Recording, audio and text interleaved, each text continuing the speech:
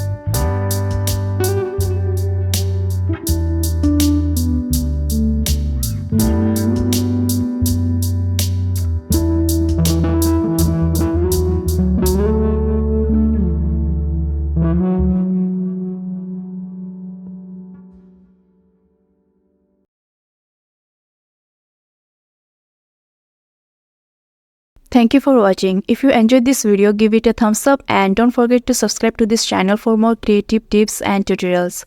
Leave a comment below if you have any questions or if there's something specific you would like to learn next. So, here are 3 floral designs you can try. I have also made a playlist with more border designs and you can find the link in the description. Be sure to check it out.